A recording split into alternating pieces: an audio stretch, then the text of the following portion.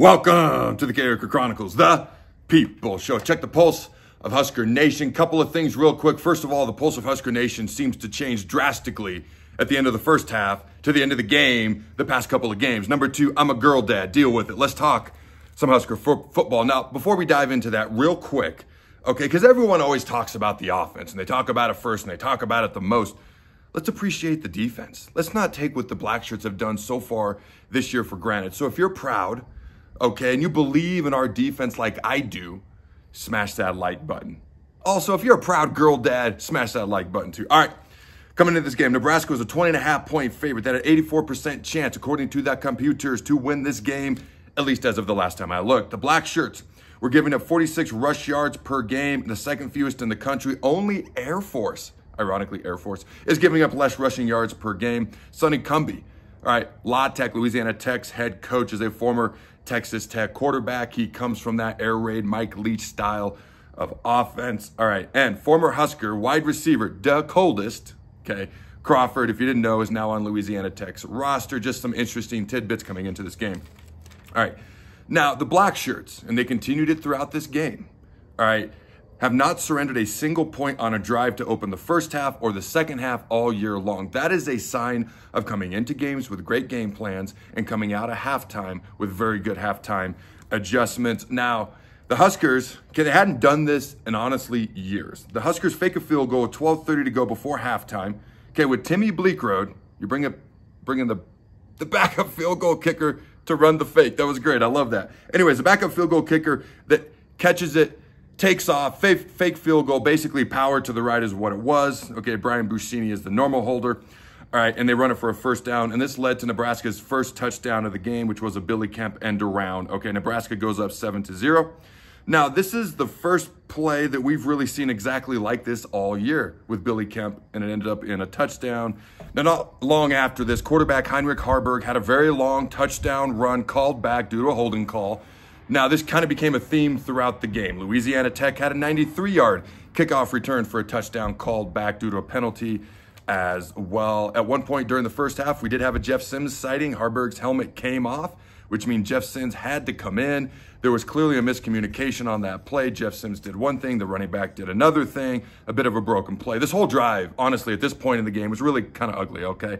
The O-line had busts in pass protection, the broken play, ugly, long third down pass attempt with multiple penalties. To this point, it wasn't exactly pretty in the ball game, okay? Billy Kemp was really our only offensive weapon up to this point, okay? And if really not for a fake field goal, we might have actually been losing at the point that I made these notes, but it was 7-7, okay? Halftime thoughts. Sloppy, undisciplined, have to pass protect better, have to be able to get pressure on the opposing quarterback without blitzing all the time. When you're a methodical type of offense, we're going to wear you down, hopefully, but in the meantime, we can't afford these types of mistakes. The positives up to this point, okay, we had more total yards, 188 to 132. We had more rush yards, 125 to 33. We were averaging 5.4 yards per carry at that point. And actually, Louisiana Tech was averaging 3.0, which is a lot for us at that point to be giving up. Okay, we had no turnovers, and we're a second-half team. We are, okay? And as ugly as that first half was at times offensively, I felt like we were going to wear them down in the second half. At least that was my hope. Okay, now real quick, all right, if you're a general contractor, a building owner, or property manager looking for concrete repair or work done in the Omaha metro area, such as street paving, building floors, parking lots, check out DPS Concrete Construction. All right, it's dpsconstruction.com.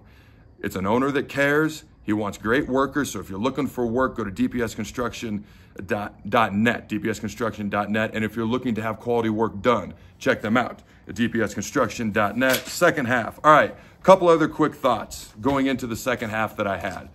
The option is there. I'm like, the option, I've seen it. The option is there, okay, whether it's out of the spread or whether it's the old I formation, which we had seen a couple of times to that point. Plus, I was like, man, the tight ends are just open. Let's just hit them. Don't get locked onto one pass catcher. We have other guys who can catch the ball. Okay, but I was like, we'll just see what happens in the second half. Those were the notes that I had literally written down right here, okay, before I start to talk about the second half. All right, Nebraska's opening second half drive, 5:03.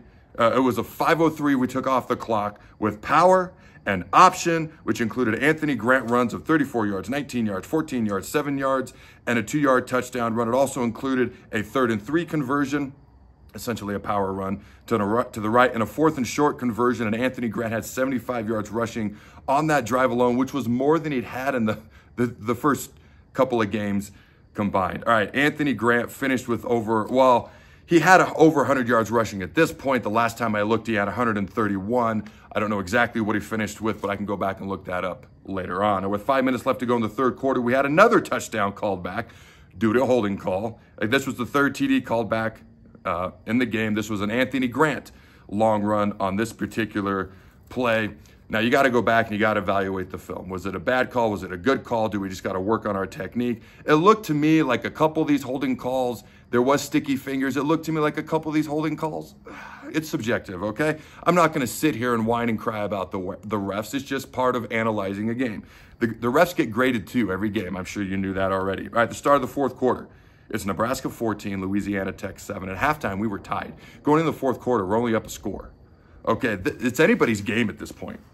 The first play of the fourth quarter, Heinrich Harburg, 30-yard TD pass to Thomas Fidone. All right, the option was there. The tight ends were there. Okay, Louisiana Tech actually blitzed a lot of guys on this particular play, and to the offensive line's credit, they had struggled early on in the game in pass protection. They picked up this blitz. All right, and Thomas Fidone's, it was his 3rd touchdown catch in 4 games. All right, and this 30-yard touchdown catch put the Huskers up 21-7. Now, around this point in the game, I did. I mentioned it earlier, but I'm like, I feel like we're just about to take over the game, and we're going to get some big plays in the run game. And a couple of minutes later, with 11:13 left in the game, Heinrich Harburg, a 72-yard touchdown run, puts us up 28-7. Okay, and at this point, Harburg had 196 yards rushing. He was averaging over 10 yards per carry. Anthony Grant over 7 yards per carry at that point as well. We clearly need to keep improving on some things. There's no doubt about that. But at least we have an identity on offense. At least I know who we are. At least we know who we are. For the love of all that's holy, we know who we are on offense, and we have an identity. Now, again, at this point in the game, Nebraska had rushed for 318 yards and averaging as a team nearly 8 yards per carry. And I made this note: Heinrich Harburg and the option play equals difference maker, exclamation point. That's exactly what that says right there. All right, let's see what I got next. All right, if you missed my prediction show, it's a mega show. I interviewed Nash Hutmaker, brought my twins on. It's a mega show. We did a prediction, interviewed Nash Hutmaker. Go back and check it out. But I literally said, the first half, it may be closer than fans like. This is kind of how we start. Hopefully we can work on that drastically and quickly. Okay, but I feel like the final score, I predicted 31-14 was what my prediction was at the time. Hopefully the final score is closer to 31-14, 35-7, whatever the case may be. That's what I said in that show. And I also put out a tweet/post on Twitter and Facebook. Cheap plug, go follow me if you haven't already. And here's what I said, and I quote, "This is who we are. We aren't pretty or a great first half team, but we get better as the game goes along and we just wear you out, especially in the run game." End quote. All right, ladies and gentlemen, I got some questions for you. Let me know in the comments below what your thoughts are. A random side note, and for anybody who gets mad that I keep bringing up Colorado, I love Dion. I have since I was a kid. They're entertaining to watch. And the last time I looked, it was 42-7, and that's not even a shot at them. I put out a tweet on Twitter and Facebook asking people's thoughts about them being a 21-point underdog because I was surprised. I certainly didn't expect to see 42-7. Let me know your thoughts on that if you want to. But here's my first question. Yes or no? Just simply type yes or no in the comments below. Are you happy with our offensive identity? Number 2, how long does it take for fingernail polish to come off? Like, seriously. Okay, this is like 4 days ago. I thought it would be on my fingers for 48 hours. How long does it take for this stuff to come off? All right, number 3. And again, I'm not going to make a big deal out of this, but I'm just curious what you find folks at home think. Were you unhappy with some of the calls by the refs throughout the game? All right, go to CarrikerChronicles.com. All your football hopes and dreams will come true. Go Big Red. And always remember to throw the ball.